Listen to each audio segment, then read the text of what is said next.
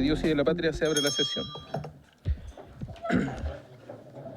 Señora María Eugenia dará lectura a la cuenta. Sí, presidente. Voy a dar lectura a los reemplazos para la sesión del día de hoy.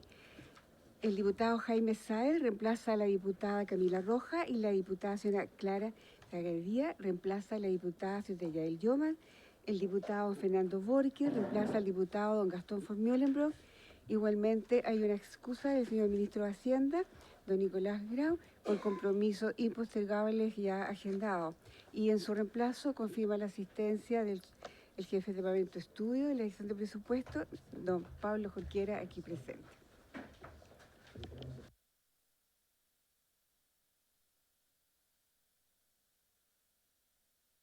Muy bien. ¿Algo sobre la cuenta, colega?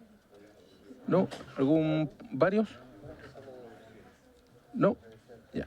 Le damos paso entonces a la orden del día, que tiene por objeto recibir los antecedentes por parte del Ejecutivo respecto al proyecto de ley iniciado en mensaje de Su Excelencia el Presidente de la República, que modifica la Ley 21.040 y otros cuerpos legales, fortaleciendo la gestión educativa y mejorando las normas sobre administración e instalación del sistema de educación pública, boletín número 16.705-04, con urgencia calificada de suma.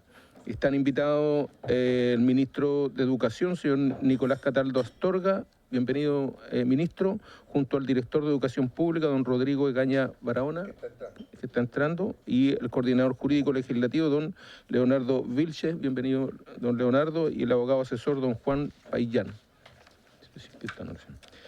Y el jefe del subdepartamento de estudio de la Dirección de Presupuestos, don Pablo Jorquera Armijo. Bienvenido, don Pablo. Y así que, ministro, tiene usted la palabra. Muchas gracias, presidente. Primero que todo, saludarlo y saludar a través suyo además a los demás parlamentarios y parlamentarias presentes, a la Secretaría y a los asesores. Bueno, este es un proyecto de ley muy relevante porque es del público conocimiento que hemos atravesado por una situación compleja en un par de territorios donde se han instalado los servicios locales, una reforma que además hace pocos días cumplió 8 años. Y que ha tenido un proceso de implementación que ha tenido expresión diversa respecto a la forma, a los plazos, a los tiempos, a los procedimientos. Y es importante dar cuenta entonces de que efectivamente en estos 8 años de implementación ha habido evaluación y efectivamente para nosotros este proyecto de ley se trata de asegurar un correcto traspaso en el marco de la identificación de diagnósticos que se han hecho de manera múltiple a lo largo de estos 8 años de implementación. Entonces, pasemos a la siguiente lámina, por favor. Para dar un debate en torno a la reforma y los servicios locales en base a la evidencia, ineludible, evidentemente, profundizar sobre cuáles fueron los motivos que impulsaron la puesta en marcha de un nuevo sistema. También evaluar, presidente, si la reforma, tal como está, logra cumplir con los propósitos propuestos y sobre los aprendizajes obtenidos a partir de una gran cantidad de documentación, estudio y la experiencia de los actores que forman parte del sistema a nivel de servicio local. De este modo, la presentación se va a estructurar en 3 partes. Primero, la revisión de los antecedentes y contexto en el que emerge la reforma 21.040 y los ajustes propuestos también. La revisión de qué nos dice la evidencia respecto a la implementación de los servicios locales a la fecha y el análisis propiamente tal de los contenidos del proyecto de ley. Entonces, en la siguiente lámina, en el 2017 se aprueba con una amplia mayoría social y política en el sistema de educación pública, que fue una de las reformas estructurales de mayor magnitud y alcance de las últimas décadas. Esto con el propósito de instalar una institucionalidad moderna, una institucionalidad más efectiva, con la que el Estado volviera a ejercer correctamente el rol de garante del derecho a la educación, también avanzar hacia una educación de calidad y con equidad territorial, sin que este derecho dependa de los ingresos y capacidades que poseen los municipios. La reforma se aprobó con unanimidad en el Senado y con una amplia mayoría en la Cámara de Diputados a partir de un robusto consenso sobre el diagnóstico de un modelo de educación municipal en crisis. Esta crisis se expresaba a nivel de gestión administrativa y financiera y también en materia de resultados de aprendizaje, lo que se sostiene principalmente por un modelo desigual en que la gestión educativa dependía de los recursos y capacidades distribuidas inequitativamente entre los municipios. Algunos de los principales problemas identificados en este diagnóstico respondían a un amplio nivel de segregación estudiantil, una baja de matrícula sostenida en la educación pública, una baja rendición de cuentas de los recursos que se invierten en la gestión educativa por parte de los municipios, una administración de la educación en un municipio no siempre era prioridad por lo que dependía de la voluntad política de la autoridad de turno. Y aunque el diseño original de la ley 21.040 proyectó mecanismos para asegurar el traspaso gradual, lo cierto es que la situación que los establecimientos que tienen hoy, los establecimientos que continúan bajo el régimen municipal, sigue empeorando, sobre todo en materia financiera, ¿no? En parte esto se explica porque los municipios son entidades que tienen múltiples responsabilidades públicas y por tanto no están especializados en la tarea educacional. Y también, por qué no decirlo, han habido malas gestiones o gestiones negligentes. Esto no solo explica el estado actual de la educación municipal, que de por sí es preocupante, sino que asedia y compromete también las capacidades administrativas y financieras de los servicios educativos. En efecto, la evidencia muestra que la herencia que reciben los servicios locales tiene un efecto significativo en el proceso de implementación. Hay municipios con problemas más acentuados que otros, naturalmente, pero en general el panorama es complejo y la crisis ha aumentado exponencialmente, lo que explica el sentido de urgencia que tiene este proyecto y que tiene entre sus principales medidas acciones para evitar que siga empeorando precisamente la situación financiera y administrativa previa al traspaso. En la siguiente lámina podemos observar que para la elaboración de este proyecto se desarrolló un exhaustivo proceso de participación de actores y revisión documental. Entre ellos están los informes de evaluación del Consejo Evaluador del Sistema de Educación Pública, que se han hecho sucesivamente desde el 2018 al 2024. Los informes 98 de la Contraloría General de la República, que pertenece al conjunto de informes del año 2023. También los informes de las comisiones investigadoras que se realizaron en la Cámara de Diputados y Diputadas el 2021 y el 2024 también. El informe del Ministerio de Educación en el que participaron más de 200 actores vinculados al sistema de educación pública. La evaluación externa realizada el 2024 por el CIAE de la Universidad de Chile. Documentos de centros de investigación y universidades, organismos internacionales y organismos de la sociedad civil. Solo contar que hoy está ya en la fase final el informe mandatado por el Parlamento de evaluación externa internacional llevado a cabo por el PNUD. También los preinformes hemos ido observando que también los diagnósticos se asimilan a lo que ya se ha ido generando como construcción del panorama. Entonces, en la siguiente lámina, esa. ¿Qué sabemos a 8 años de implementación de la reforma? Lo primero es que el país cuenta con al menos un servicio local traspasado por región, avanzando en la implementación de manera responsable. De hecho, cuando llegamos al año 2022 atenuamos la curva de creación de servicios locales. Recordemos que la transición original de la ley contemplaba que el 2025, es decir, el 1 de enero de este año, debía estar implementado el 100% del sistema. Nosotros en el 2022 atenuamos la curva de creación de servicios locales, puesto que en 2023-2024 teníamos que estar generando del orden de 23 servicios locales anuales, lo que claramente era insostenible desde el punto de vista administrativo, político, financiero, desde todo punto de vista, ¿no? Y junto con cambiar el calendario, aplanamos la curva también de traspaso, es decir, desde la creación administrativa del servicio local al traspaso habían algunos meses. Al momento de que nosotros llegamos, alargamos ese proceso a 2 años, de manera tal que los servicios locales también tuviesen un proceso de maduración mayor administrativamente hablando, salvo algunos casos en los que nos hemos visto forzados a tener que adelantar algunos procesos, como el caso, por ejemplo, del Servicio Local Chiloé, por su intermedio presidente, tal como lo hemos conversado con el diputado Borque y otros actores del territorio, también el diputado Sáez en su minuto, a propósito de la situación crítica del municipio de Ancud, que está afectando además a las demás comunas del archipiélago. Ese es un ejemplo de varios otros más que podemos plantear, que hemos tenido que ir adelantando y ecualizando en la discusión para ponerle también una racionalidad a la transición. Por ejemplo, también una decisión que tomamos el año pasado fue postergar hasta el final del proceso el servicio local de Manquehue, donde están las comunas de Lo Barnechea, Las Condes, Vitacura, puesto que evidentemente no hay ningún riesgo y eso nos permitió adelantar otros que sí tienen problemas, como Chacabuco, donde está la comuna de Tiltil, que ya lleva un segundo año de administrador provisional, con una deuda previsional de más de 30.000 millones, solo Tiltil, ¿no? Bueno, en fin, son ejemplos de cómo se ha ido avanzando en cambiar el sentido del proceso de implementación para hacerlo más racional. En los años de implementación de la reforma se han observado numerosas experiencias positivas, la implementación, por ejemplo, de redes pedagógicas, experiencias de modernización en infraestructura educativa, introducción de innovación tecnológica para el análisis de datos y también para la toma de decisiones, mejoras para hacer más eficiente y transparente la gestión financiera, el desarrollo de capacidad y formación permanente de directores y directoras y también de profesores y profesoras.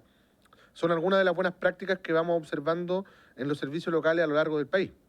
Por supuesto, no se presentan todas simultáneamente en todos los servicios locales, sino que en algunos servicios locales han logrado desarrollar con mayor robustez algunas de estas dimensiones. Quiero destacar, por ejemplo, el caso del modelo de gestión que tiene el servicio local Andalien Sur en materia de infraestructura, donde solo este año logró una inversión de más de 14.000 millones de pesos en proyectos de infraestructura con conservaciones robustas que prácticamente dejan nuevas las escuelas. O sea, ya quisiéramos que ese modelo estuviese total y absolutamente replicado, por ejemplo, en casos como Valparaíso o Atacama, que tienen un serio déficit en infraestructura. Pero así uno puede ir encontrando algún aspecto en el que los servicios locales han logrado destacar. Algunos casos incluso destacan simultáneamente en varios, y ahí uno puede hablar de los casos de Yanquihue, Huasco, mismo servicio local Andalien Sur, donde además de tener ya muy aceitada la máquina desde el punto de vista de los procesos administrativos, están obteniendo resultados educativos a pasos acelerados respecto a lo que ocurre en el resto del sistema. Y cuando digo el resto del sistema, ni siquiera me refiero a los servicios locales, me refiero al resto del sistema educativo en general, creciendo incluso más rápido en la cantidad de avance, por ejemplo, en lo que nosotros medimos todos los años a través del CIMSE, ¿no? Entre los resultados previos se encuentran, por ejemplo, los resultados del CIMSE 2023-2024, tal como lo mencionaba recién, que confirman que los servicios locales están siendo efectivos en mejorar el aprendizaje de los estudiantes, los niveles y asignaturas que mide el CIMSE. Particularmente el 2024, los establecimientos dependientes de servicios locales presentan resultados positivos y logran aumentos significativos en el logro de estándares de aprendizaje tanto en cuarto básico como en segundo medio. Estas buenas noticias también se observan en materia de resguardo de trayectorias educativas, puesto que también los servicios locales tienen resultados positivos en permanencia de estudiantes en el sistema escolar, particularmente en los más vulnerables, reduciendo la tasa de desvinculación y aumentando también la asistencia. Todo esto reafirmado por el Consejo Evaluador, que permanentemente en su informe ha valorado positivamente, de manera transversal, la gestión pedagógica que se impulsa desde los servicios locales y su modelo de desarrollo de capacidades para el acompañamiento técnico pedagógico. Este modelo se basa en elementos actuales y modernos en términos de política educativa, como la inclusión y también el aprendizaje en red. Entonces, sin perjuicio de estas buenas experiencias, la implementación de los primeros 26 servicios locales nos muestran que hay ajustes urgentes que corregir. Estos con relación a procesos críticos como los procesos de traspaso, también los mecanismos de monitoreo que existen para asegurar un adecuado servicio educativo. Este proyecto de ley, entonces, presidente, se hace cargo de estos problemas identificados. En la siguiente lámina, donde vamos a ver los contenidos del proyecto de ley, efectivamente, tenemos estos 4 ejes de contenido. Y el primero es asegurar un adecuado traspaso del servicio educativo, reforzando la experiencia que nos ha señalado que el periodo de funcionamiento previo al traspaso es extremadamente crítico para garantizar una buena experiencia, luego ya el servicio local estando a cargo del servicio educativo. Además que la dimensión de la información que debe ser traspasada, el saneamiento del servicio, la preparación de los equipos, la dotación, establecimiento de procesos de alta demanda, como por ejemplo sistemas de remuneraciones, compras críticas, son necesarios tenerlos bien decantados. A nosotros nos correspondió hacer el primer traspaso el 1 de enero del 2024 durante este gobierno, el primer traspaso de servicio educativo. Durante los primeros años no hicimos traspaso. Y el ejercicio que hicimos fue justamente identificar procesos críticos que hemos ido complementando y actualizando a través de la Dirección de Educación Pública para identificar cuándo un servicio local ha logrado cumplir con esos estándares mínimos, como por ejemplo, si ya tienen formulados los procesos de compra de materiales educativos, las licitaciones de transporte, si tienen ejercicios de simulación de procesos de remuneraciones, entre otros que ocurren en este lapsus de 2 años. Por eso es importante la temporalidad. Por otro lado, está la administración y el apoyo técnico-pedagógico en los servicios locales. Aquí tenemos ajustes que están orientados a mejorar el funcionamiento del propio servicio local y a garantizar un mejor cumplimiento de la principal función, que es la gestión educativa, algo mucho más complejo que la mera administración de establecimientos.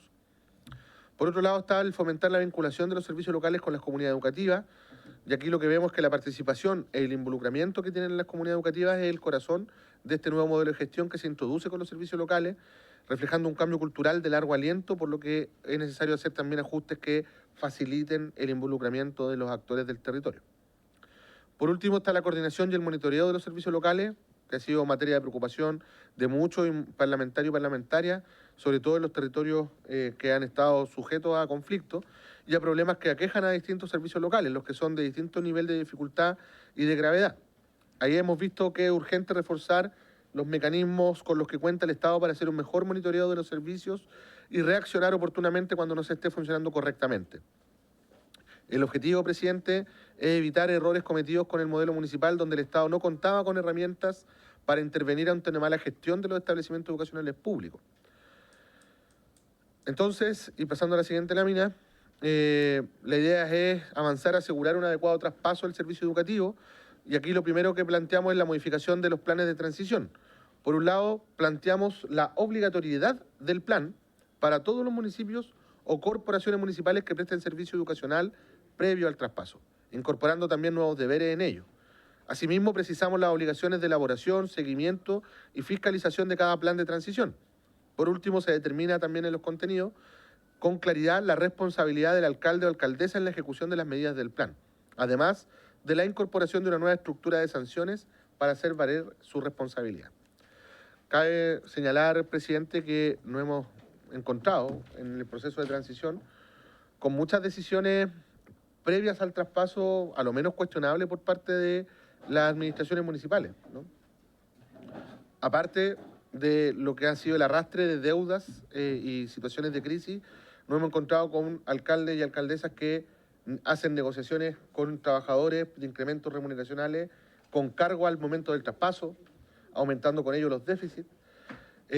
Nos encontramos con alcaldes o alcaldesas que deciden traspasar personal municipal a las escuelas para pasarlos como personal traspasable según los artículos transitorios de la ley, que pasan por el solo Ministerio de la Ley. En fin, situaciones de ese tipo, o alcaldes o alcaldesas que, teniendo un nivel de endeudamiento, habiendo firmado planes de transición, habiendo recibido recursos, terminan traspasando un sistema mucho más endeudado que cuando se hicieron todos esos procesos. Todo eso tiene que ver con el monitoreo y las modificaciones que estamos planteando al plan de transición. Por otro lado, presidente, queremos consolidar legalmente esta decisión que hemos tomado, ¿no? De ampliar de 1 a 2 años el plazo establecido legalmente para el traspaso de los servicios locales, considerando el consenso técnico que existe de que no basta con 1 año o meses desde su creación para que el servicio local se encuentre en condiciones óptimas para el traspaso del servicio educativo. Hasta ahora, este aplazamiento suele hacerse vía ley de presupuesto y con esta modificación quedaría como norma permanente, evidentemente. Por otro lado, se aclaran las condiciones bajo las cuales se realizaría el traspaso de establecimientos regidos por el Decreto Ley número 3166, que son los de administración delegada, donde se agregan criterios para verificar si corresponde la renovación del convenio con la entidad administradora y se establece un procedimiento para definir si en caso de que no corresponda renovar el convenio, se mantenga la administración delegada sobre el establecimiento en cuestión o se traspasa al servicio local. Es decir, se define un procedimiento. En otro ámbito, se modifica el artículo que permite la postergación del traspaso educacional en ciertos casos excepcionales, ampliando la posibilidad de solicitar la postergación hasta el 2035. Además, mejora los criterios para postular. El criterio que se medía la evolución de la matrícula pasa a ser regional, antes era nacional, y se permite a los sostenedores municipales que tienen más de un 50% de establecimientos sin categorización de aprendizaje. Estos básicamente son establecimientos rurales, que son los que no se categorizan según los estándares de desempeño que emergen a partir del CIMSE. Les permite postular a la postergación del traspaso si acreditan el cumplimiento de ciertas condiciones de calidad en algunos otros establecimientos, ¿no?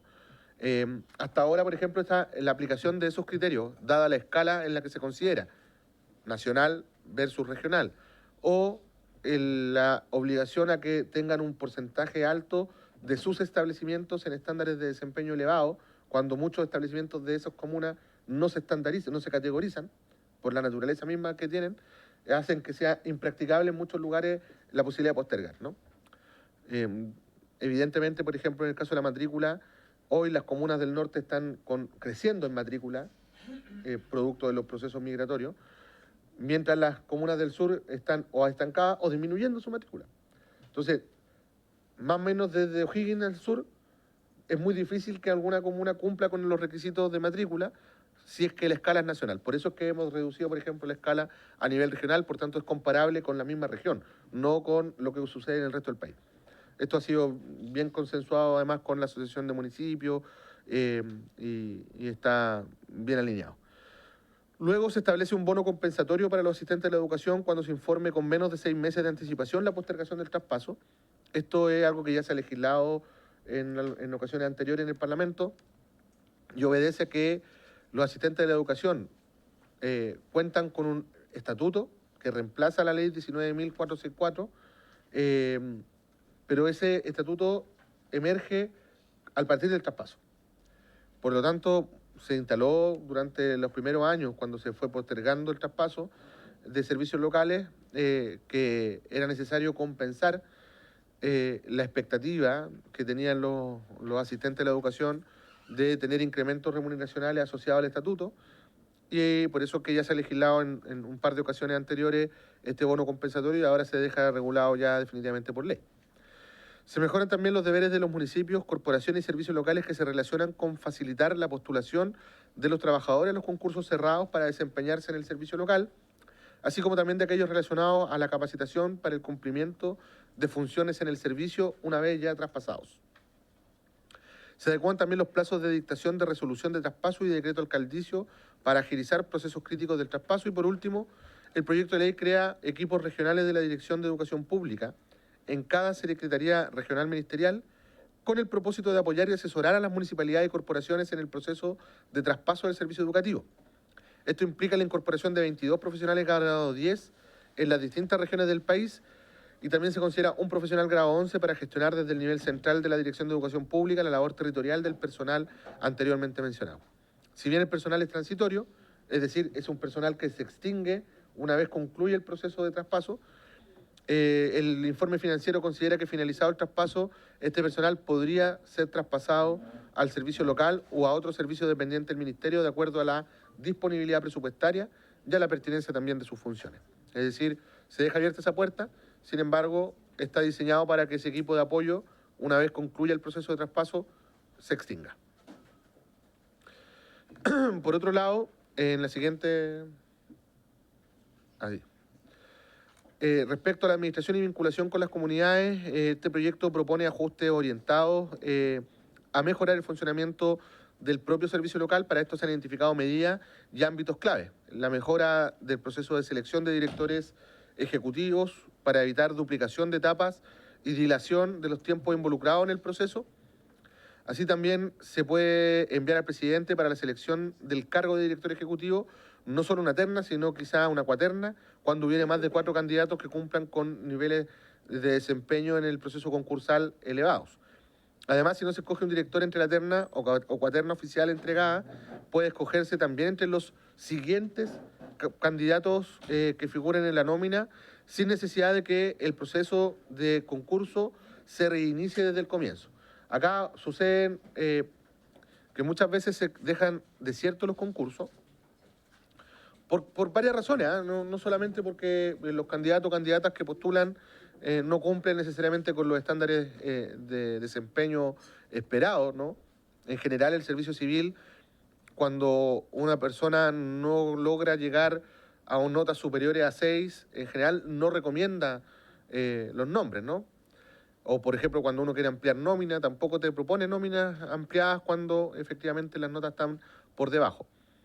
Y lo que no ha sucedido es que cuando hay procesos simultáneos de concurso de varios servicios locales, suelen ser las mismas personas que quedan en los mismos concursos.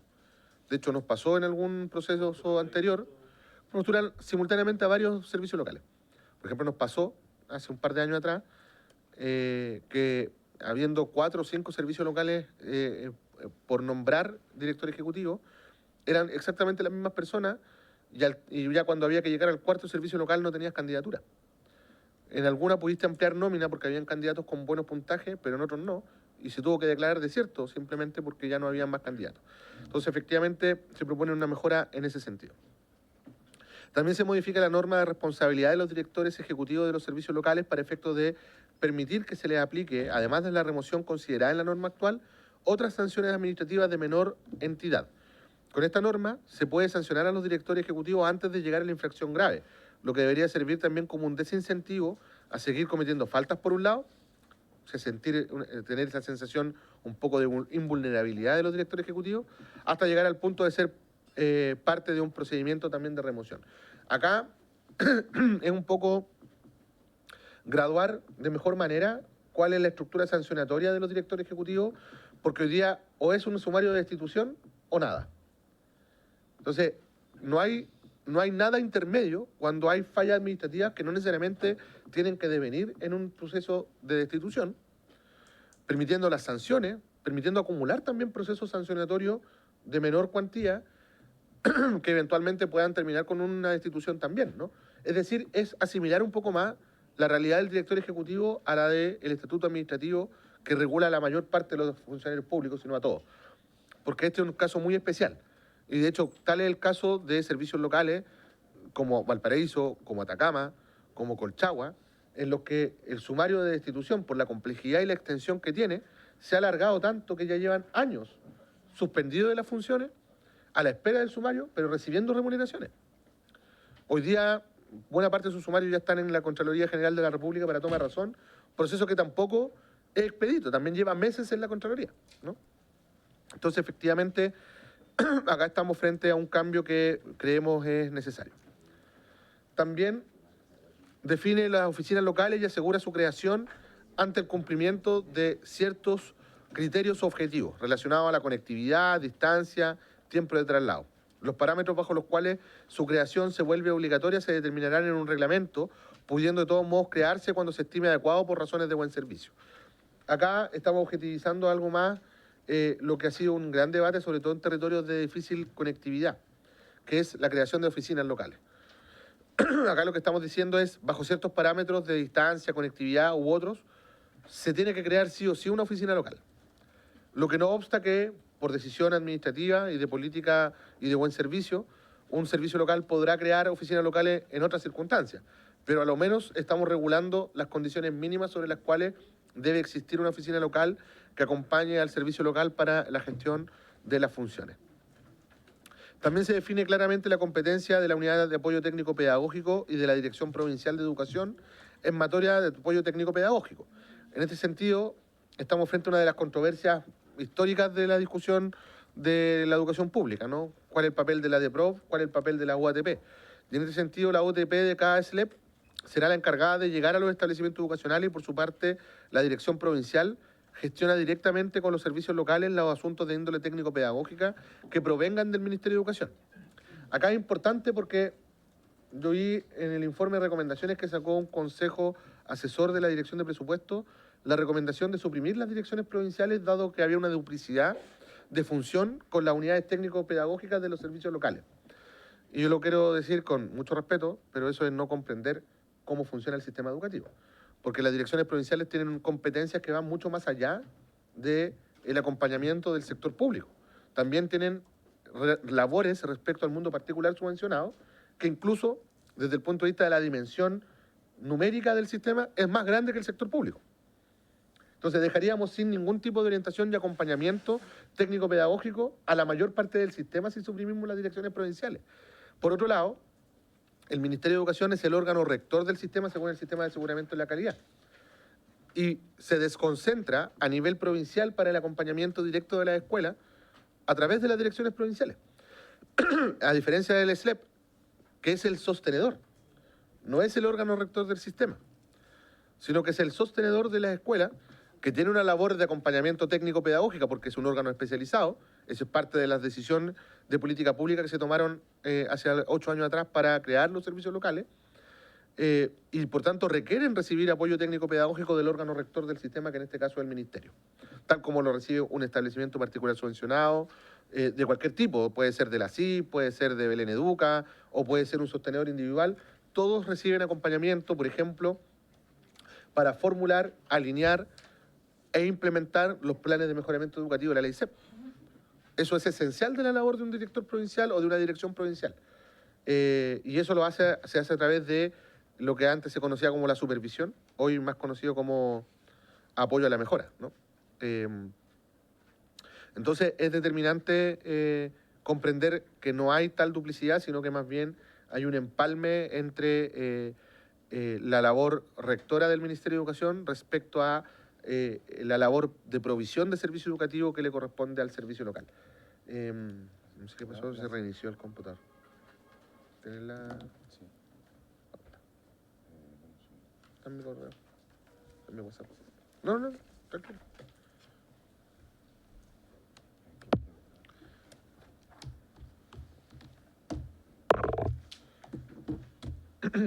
Acá estamos en vinculación.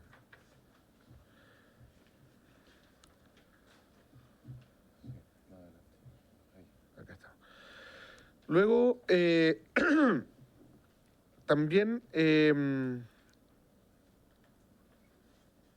entre las normas que rogan mayor gasto fiscal, presidente, se encuentra la que modifica el artículo 25 de la ley 21.040 para efectos de crear por ley la unidad de infraestructura, mantención y equipamiento en todos los servicios locales. Acá me quiero detener también nuevamente, presidente, porque es de conocimiento público que parte importante de las dificultades que hemos tenido en el sistema es el de la inversión de infraestructura, ¿no? Y por lo tanto, pero también con desarrollos desiguales, ¿no? Inequitativos. Por ejemplo, yo ponía la experiencia del servicio local Andalien Sur, que ha logrado una inversión solo en el último año de más de 14.000 millones de pesos, o sea, una gestión de infraestructura impecable que ha tenido ese servicio local. Puedo nombrar otro también. Y tenemos otros los que ha costado mucho echar a andar esa máquina, ¿no? Como el caso de Valparaíso, Atacama. Entonces, lo que nos hemos dado cuenta es que los nuevos servicios locales están creándose con las unidades con la subdirección de infraestructura, y los antiguos, los primeros 11 servicios locales nacieron con la unidad de infraestructura en planificación, en la subdirección de planificación. Por lo tanto, la jefatura no tiene una prioridad en la conducción técnica de los procesos de infraestructura educacional.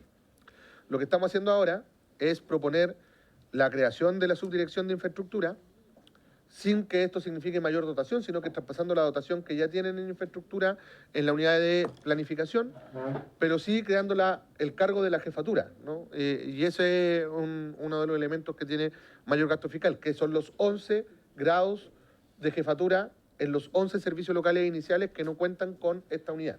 En el caso de los nuevos servicios locales no se requiere porque ya existen, y además esto nos permitiría homologar la realidad de todos los servicios locales y dotar de una unidad especializada y dedicada exclusivamente a una tarea tan crítica en estos primeros 11 servicios locales que hoy ya no tienen o no cuentan con esa característica. En respuesta al diagnóstico se concluyó entonces en lo que les estaba mencionando recién. Por lo tanto, el objetivo de esta norma consiste en asegurar la existencia futura de la unidad de infraestructura en todos los servicios locales en régimen y a su vez aumentar la dotación para incorporar, como decía recién, a los servicios locales creados entre el 2018 y el 2021, la incorporación de 11 directivos grado 6, correspondiente entonces a estos servicios locales que hoy día no cuentan con un grado acorde a la dirección de una unidad de esas características. En la siguiente lámina, presidente, estamos observando la mejora en los mecanismos de coordinación y evaluación del sistema. Cuando se asumió la gestión en el 2023, uno de los primeros problemas que tuvimos que abordar fue el caso del servicio local de Atacama, que arrastraba una importante trayectoria de dificultades en la gestión con afectación directa a las comunidades y establecimientos educacionales, y el problema mayor que tuvimos también es que como ministerio no contábamos con las suficientes herramientas para intervenir y revertir esos problemas. Si bien la experiencia de los servicios locales ha vislumbrado buenas prácticas, también ha visto en algunos territorios la necesidad de responder oportunamente ante problemas de gestión. Por eso es que hemos debido revisar los mecanismos con los que cuenta el Estado para hacer un mejor monitoreo de los servicios locales, atendiendo también a las recomendaciones que han hecho los expertos y de la propia Contraloría General de la República, sin perder de vista o afectar la naturaleza del modelo. Entre estas herramientas se ha propuesto que se fortalezcan las medidas de prevención para que la DEP, en su rol de coordinación estratégica, pueda anticipar situaciones de crisis. Se modifica la norma que crea el Consejo de Evaluación del Sistema de Educación Pública, determinando que ejercerá funciones permanentes de evaluación del sistema en régimen y ya no solo en la implementación. Además, se modifica la forma en que se escogen sus integrantes, pasando ahora de escogerse por el Presidente de la República, previo acuerdo con el Senado, con 2/3 de sus miembros en ejercicio. Yo aquí quiero detenerme también, presidente, porque el Consejo de Evaluación si bien es cierto, se elige por el presidente de la República, me da la impresión de que yo no he hecho ningún cambio como ministro del Consejo. O sea, el Consejo que tenemos es más o menos el mismo que con los cambios que han ocurrido por fuerza mayor, ¿no? Un consejero que se tuvo que retirar por X razón y fue reemplazado por otro. Pero en general es un consejo que es muy variopinto desde el punto de vista no solo político, también desde el punto de vista intelectual, técnico, ¿no? Uno puede encontrar hoy día personas como Gonzalo Muñoz, que es consejero del CENED, Daniel Rodríguez, que fue director de la Agencia de la Calidad, Fernando Peña, que fue Seremi de Educación en Bio Bio, y aquí quiero detenerme porque el último es republicano, el penúltimo es de Chile Vamos, y el primero es Frente Amplista, ¿no? Y es bien diverso y ha tenido una capacidad de ir proyectando recomendaciones muy unitariamente, es decir, lo que se ha recogido como informes de recomendación ha tenido siempre la mirada muy transversal de estos expertos. Es más, tuvimos las presentaciones, si no me equivoco, en la Comisión de Educación de Daniel Rodríguez y Fernando Peña, y en ambos casos la recomendación fue de avanzar en la aprobación de este proyecto porque se había hecho cargo de los nudos críticos que se identificaban en el sistema, ¿no? Entonces quiero destacarlo, pero aún así estamos proponiendo una modificación que desancle aún más de las pulsiones del gobierno de turno a este consejo y que permita tener una capacidad de ser accountability y de ejercer check and balance efectivo respecto a el rol del Ministerio de Educación. También se modifica y operativiza la mesa ejecutiva de coordinación regional que se rediseña en esta instancia, es decir, la mesa ya existe por ley, la estamos modificando, para que efectivamente sea mucho más práctico y además porque también tiene elementos de desactualización a propósito del proceso de reforma de descentralización que ocurrió después. De hecho, todavía habla del intendente como parte del consejo, ¿no? Entonces, claramente hay que readecuar. Entonces, está en una mesa ejecutiva dirigida por el delegado presidencial regional, que va a contar con la asistencia técnica de la Dirección de Educación Pública y la Seremi respectiva. Y la nueva propuesta obliga a esta instancia a definir una planificación anual para su acción coordinada y a dar cuenta a fin de año del trabajo que hubiese realizado.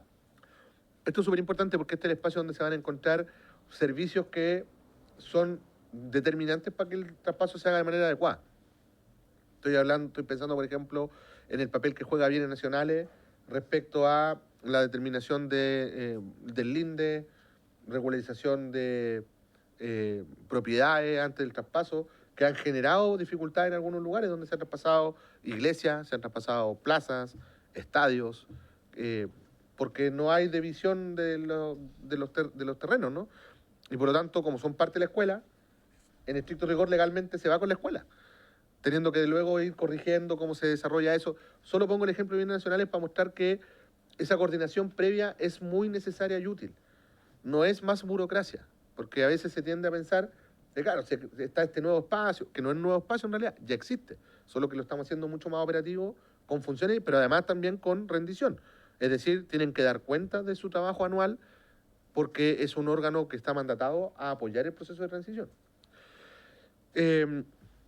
Y para lo mismo, ¿no?, se crea un comité de ministros para el sistema de educación pública con el objeto de coordinar la acción de todos estos ministerios y servicios en el territorio y fomentar la colaboración de estos servicios relacionados en el proceso de implementación, sobre todo a partir de la toma de decisiones. De hecho, se incorporó, esto fue parte de la discusión que tuvimos en la Comisión de Hacienda del Senado, y fue recomendación de la senadora Jimena Rincón en particular, pero secundada por toda la comisión, que nos planteaba que, bueno, si, como ella fue ministra, que sé yo, también estaba el senador Insulza, que también fue ministro, o sea, para que esto sea efectivo, tiene que ser el ministro respectivo el que tiene que participar en el comité, no mandar al suplente del suplente del suplente. Entonces también modificamos la norma para que efectivamente sea taxativo que el ministro es el responsable de acudir y solo puede ser reemplazado por su subrogante legal. Es decir, en el peor de los casos, será el subsecretario o subsecretaria respectivo el que estará sentado en ese comité, ¿no? ¿Estamos hablando de la parte de Mineduc y bienes nacionales? No, estamos hablando de Mineduc, bienes nacionales, estamos hablando de interior, obras públicas, vivienda, salud, efectivamente. Ministerio de Desarrollo Social, por varias, en algunos ministerios por más de una razón, ¿no? DIPRES. Por lo menos nosotros hemos hecho a funcionar el comité ad hoc, no de manera, no por mandato legal, sino que lo hemos hecho porque es necesario. Y quien ha participado en las reuniones que hemos hecho ha sido la Dirección de Presupuesto. Ya. En la siguiente lámina están los contenidos que que vimos en segundo trámite, es decir, ya acá en la Cámara de Diputados. Y brevemente, presidente, el sistema de financiamiento, incorporamos un nuevo sistema de financiamiento a los jardines vía transferencia de fondos administrados por servicios locales. ¿Qué significa? Que estaríamos suprimiendo el convenio con Junji, ¿ya? Porque, por varias razones. Primero, porque es muy extraño que un servicio público le tenga que rendir a otro servicio público, ¿no? Y tener que firmar convenio entre servicio público para transferirse recursos para ejecutar la provisión de un servicio. Eso tiene sentido con los municipios, pero no con un servicio público ya centralizado. Entonces, hay un cambio allí, pero también hay cambios en los parámetros de cómo se va a proyectar temas como los costos del establecimiento y aula, dotación efectiva, el papel de la ruralidad y nivel socioeconómico, entre otros. Es decir, se genera una nueva regulación respecto a el financiamiento de los jardines infantiles PTF en el marco del traspaso a la educación pública, avanzando a un financiamiento más basal respecto a lo que hoy día sucede con el sector PTF, que es muy parecido al sector escolar, ¿no? A diferencia de Junji Integra, que son basales también, los PTF reciben recursos, pero siempre estos se controlan por asistencia, generando inequidad, recibiendo un tercio aproximadamente de los recursos que recibe Junji Integra, teniendo 2/3 de la masa de niños y niñas que tiene Junji Integra. Entonces, acá se apunta a resolver una inequidad y creo yo, esto lo hemos discutido más de alguna vez, que es un paso necesario en la dirección de seguir discutiendo para el próximo gobierno y probablemente para el siguiente también, un nuevo financiamiento en el sector escolar. O sea, nosotros vemos esto como un primer paso en la dirección estratégica de permitirnos discutir cómo pensar el financiamiento del sector escolar, que urge cambiarlo. O sea, yo creo que hay un consenso general en que tal como está el sistema no funciona.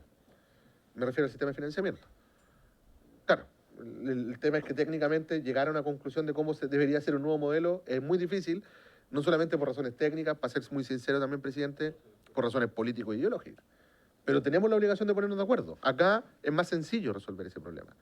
Por eso es que creemos nosotros que es el primer paso que nos obliga técnica y políticamente a profundizar mucho más en cómo concebimos el sistema de financiamiento, que yo tengo la certeza que en el gobierno que parta va a tomar 1 o 2 gobiernos más posteriormente llegar a una conclusión.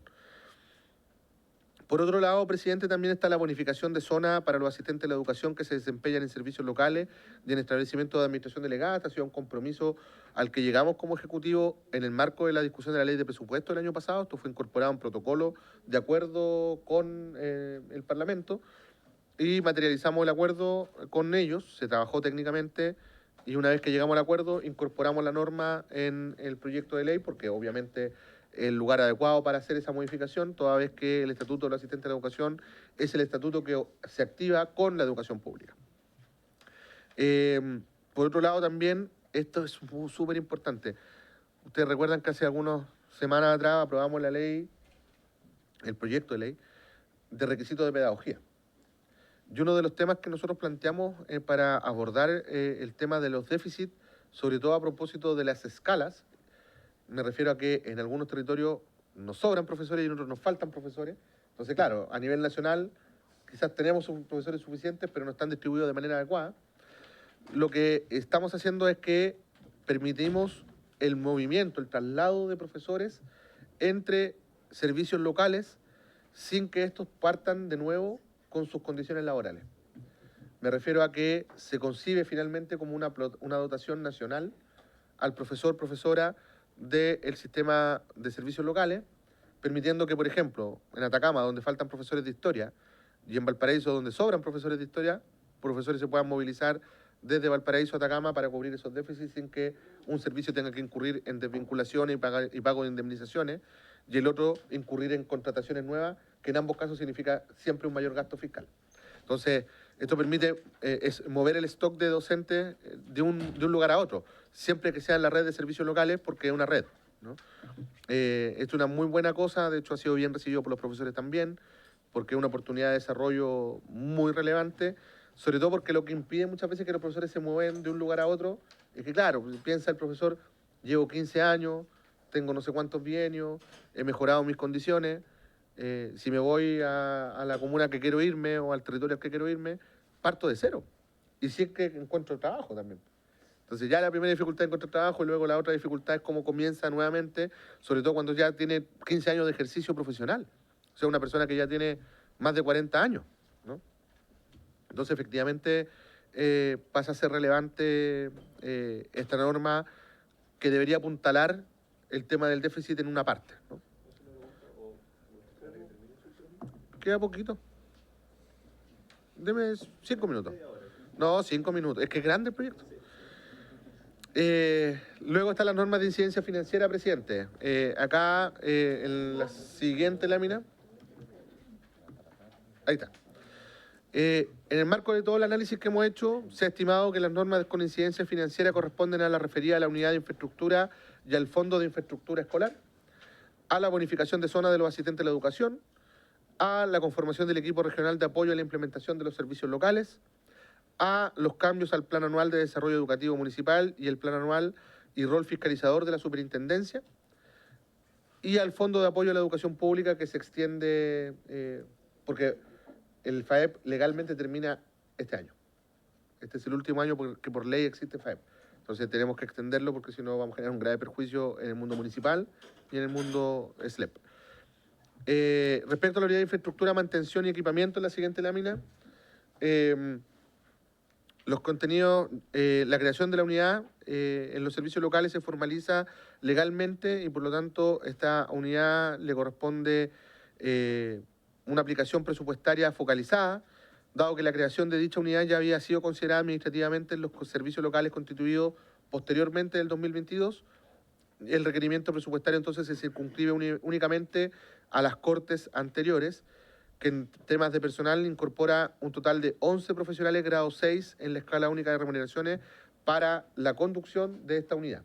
Son 11 porque son 11 servicios locales que no lo tienen. Todos los demás lo tienen, ¿ya?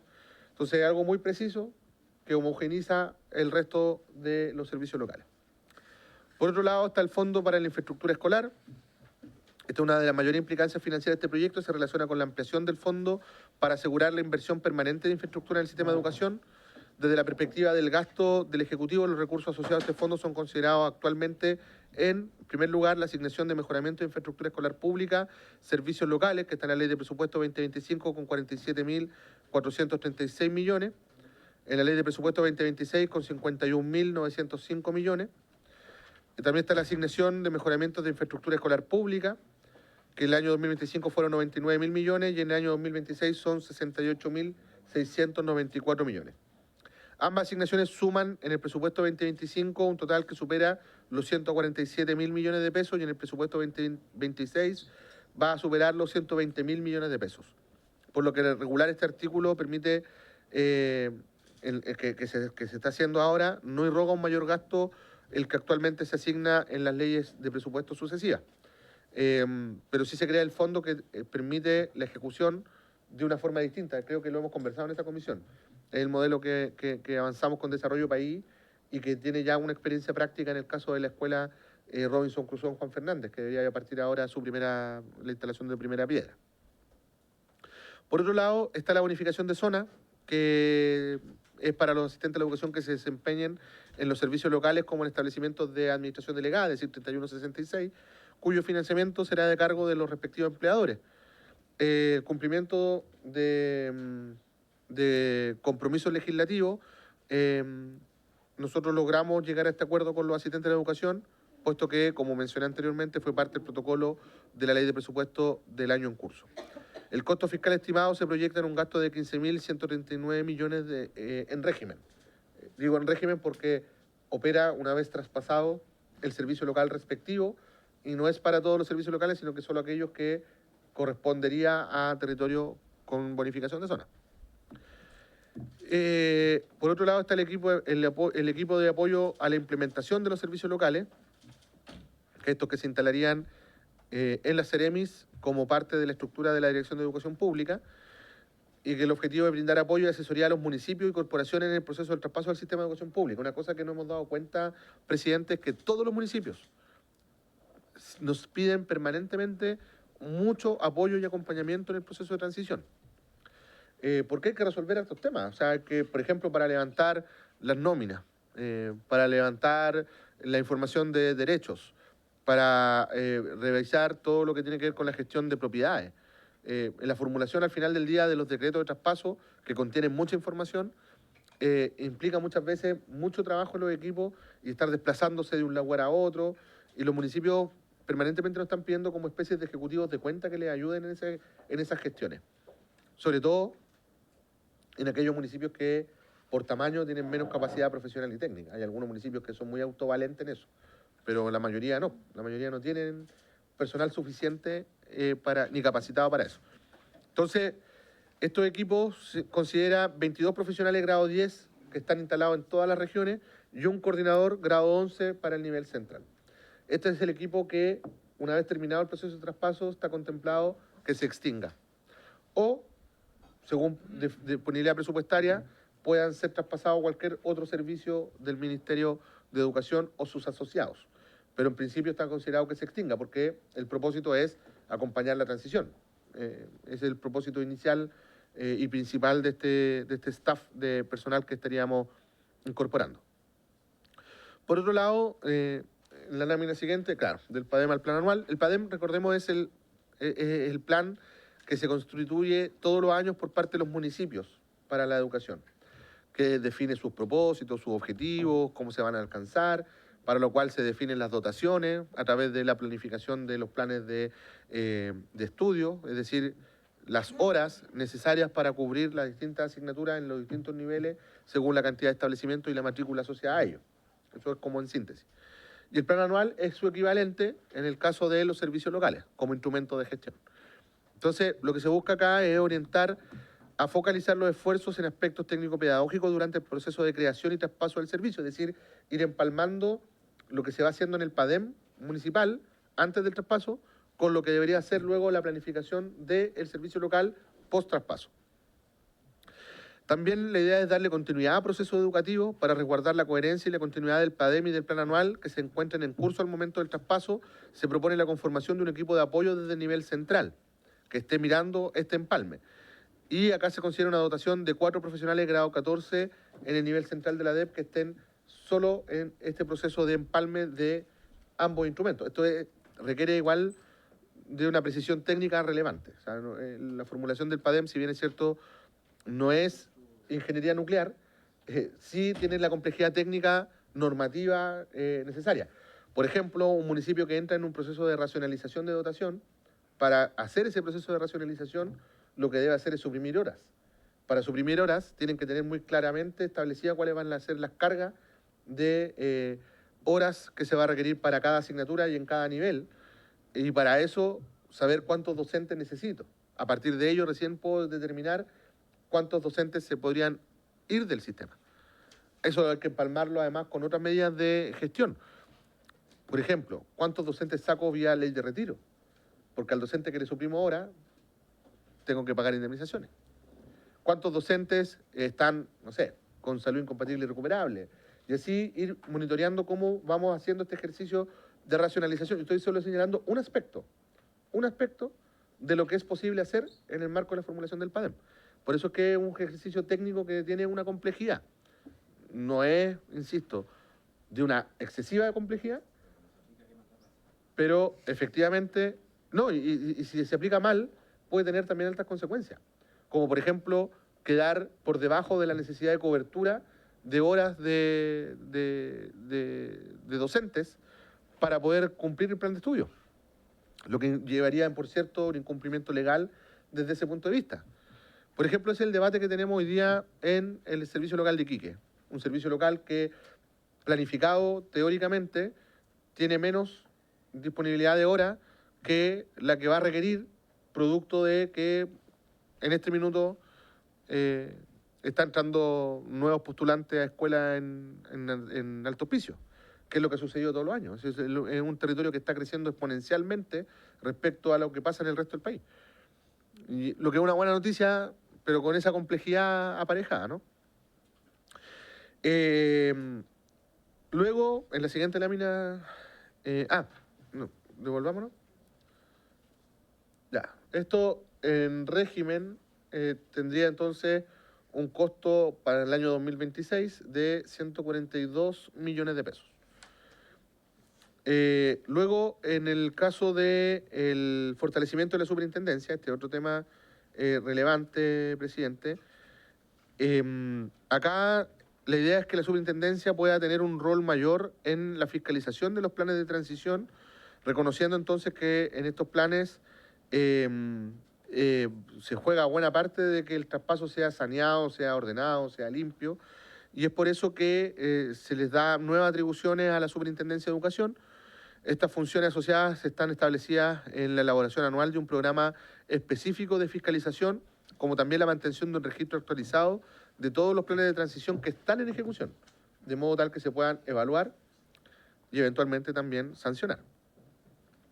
Para ello, al igual que en el caso de la dotación de la ADEP, que era para el apoyo a los municipios, se piensa en una dotación transitoria, considerando la naturaleza que tienen estos planes, que también son transitorios, porque no es que vamos a estar eternamente en un proceso de transición, ¿no?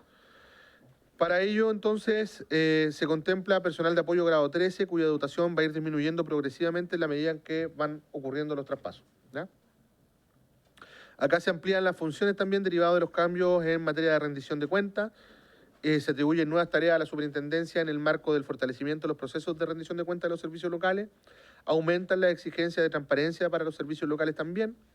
El artículo 27 dispone que los servicios locales deberán mantener un registro actualizado mensual con todas sus cuentas bancarias, la cual deberá mantenerse permanentemente disponible para la revisión de la Superintendencia de Educación.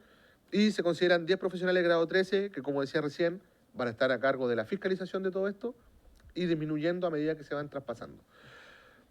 Es relevante señalar que buena parte, por ejemplo, de estas recomendaciones que estamos incorporando en la ley son los productos de los informes de Contraloría que han pesquisado irregularidades en servicios locales, por lo cual tenemos hoy día directores ejecutivos que están en proceso de remoción.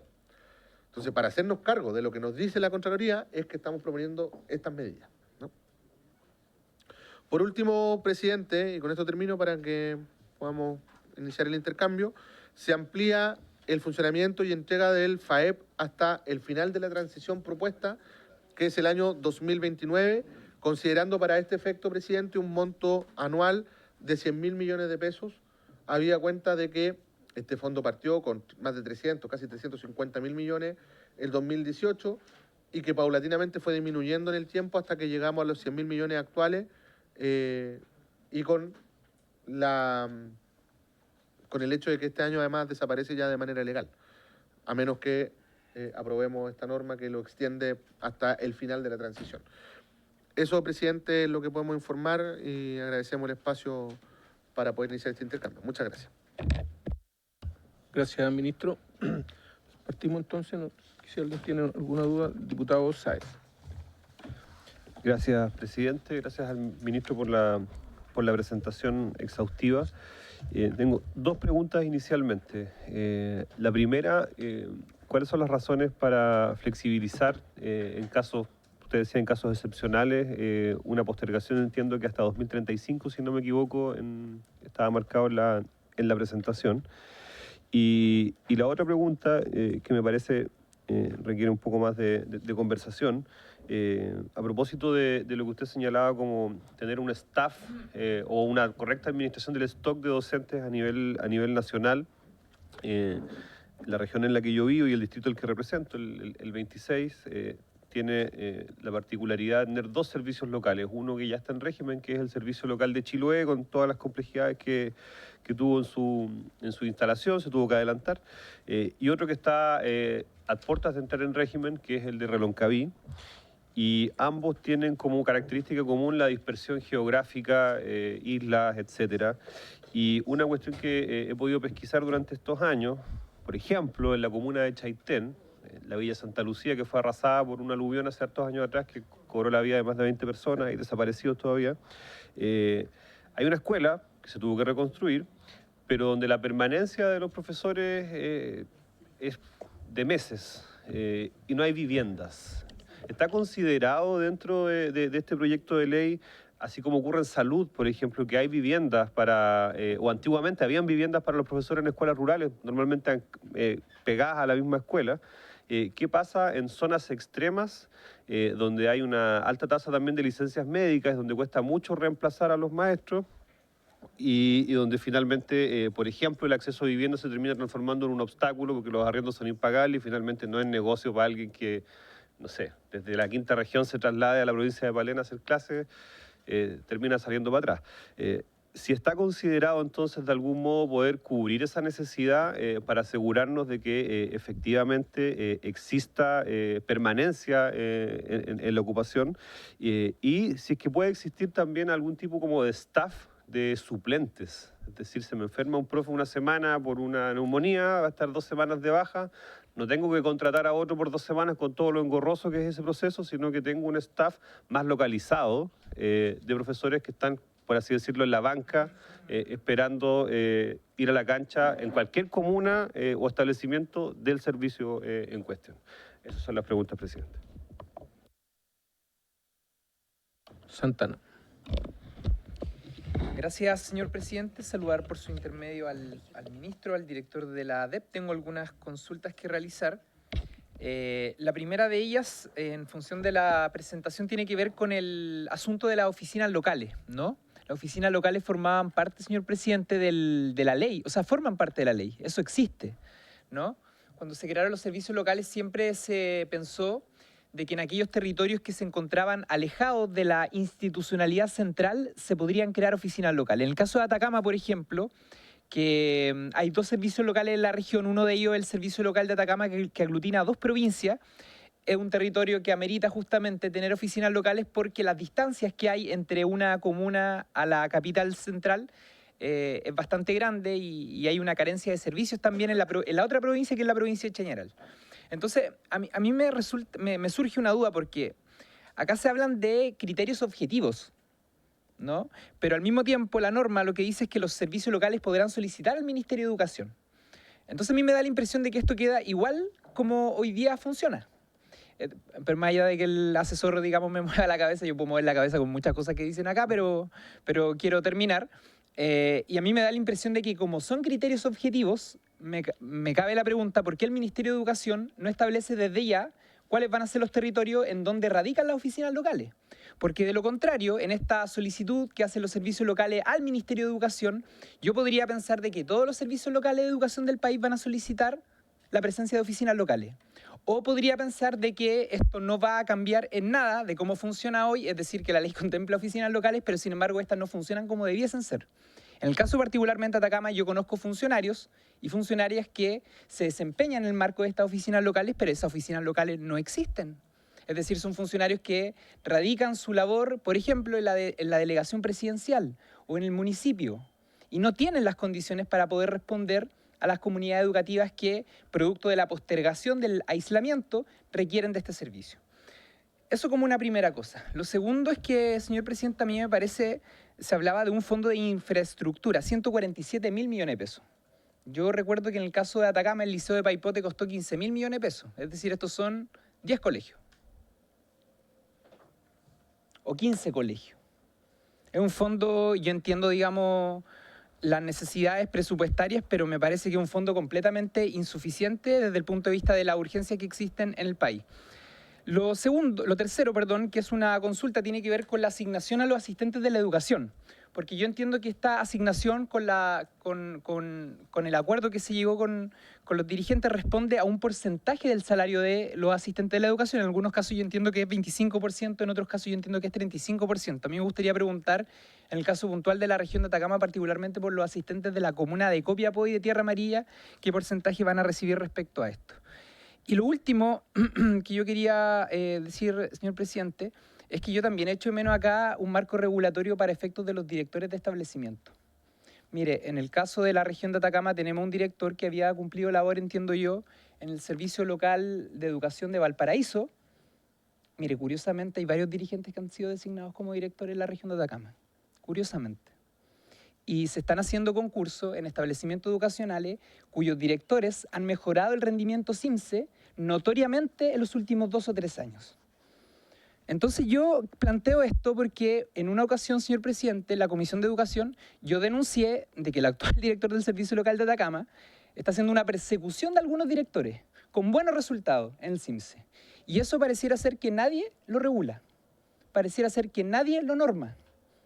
Y por lo tanto el daño que finalmente se le hace a la educación pública desde el punto de vista de los aspectos del liderazgo que hay al interior de una comunidad educativa, a mí me parecen graves. Yo al menos tengo varias dudas respecto a esta moción y además, en una reflexión final, este proyecto estuvo más de 2 años en el Senado.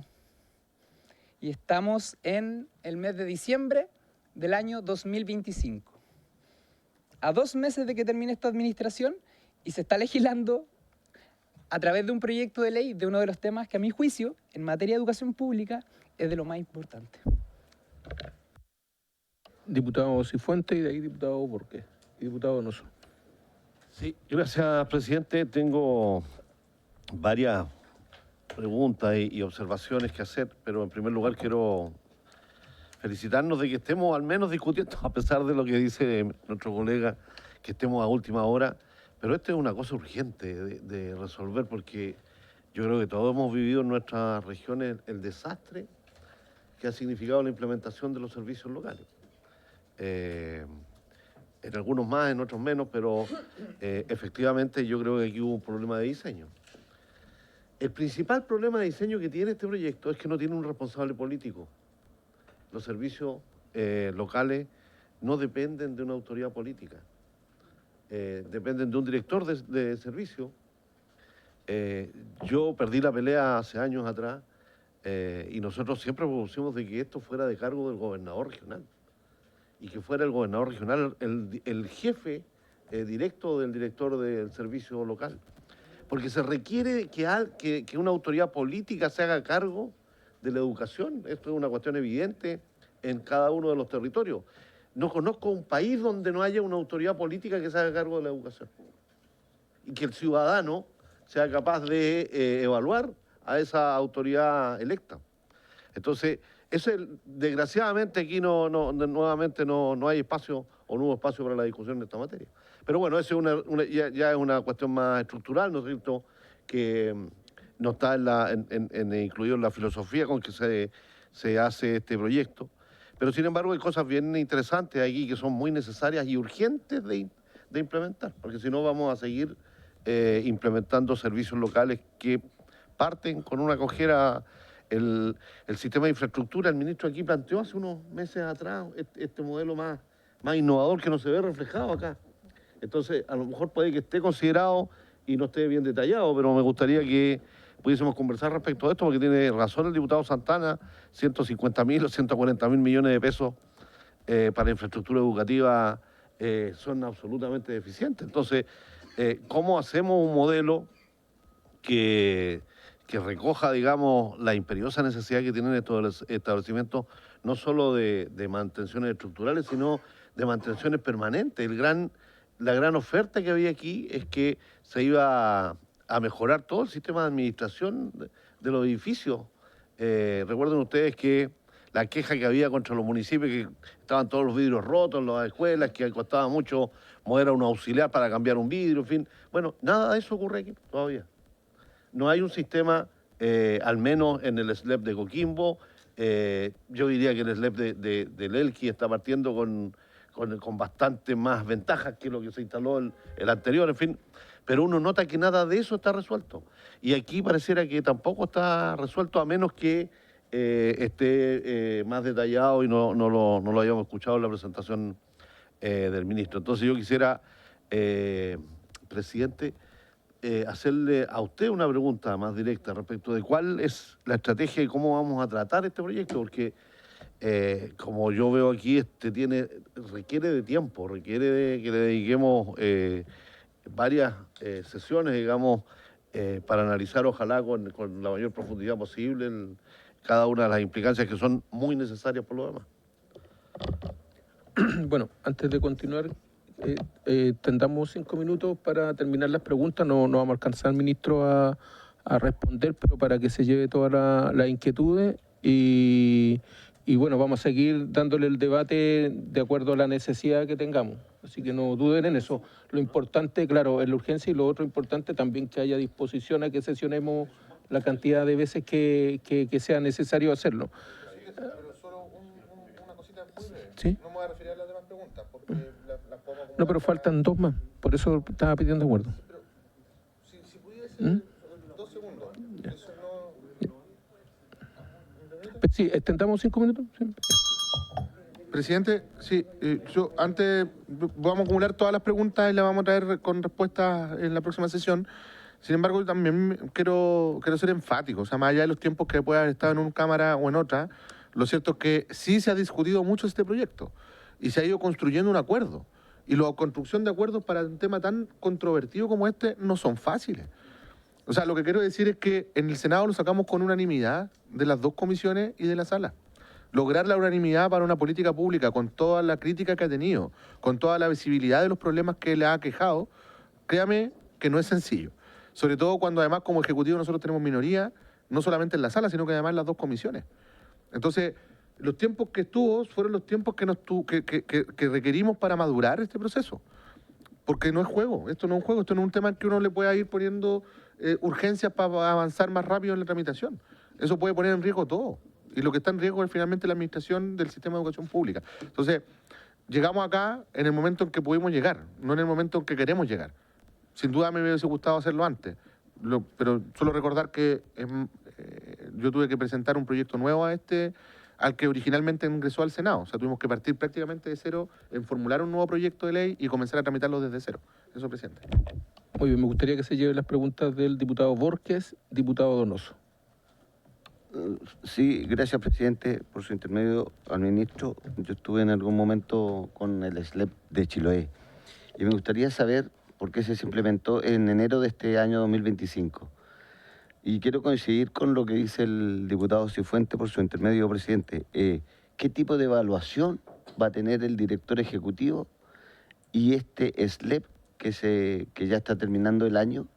Porque lo más probable es que, ¿no es cierto?, en marzo del próximo año ya vamos a tener un nuevo gobierno y se va a empezar a buscar la implementación del SLEP de Reloncaví.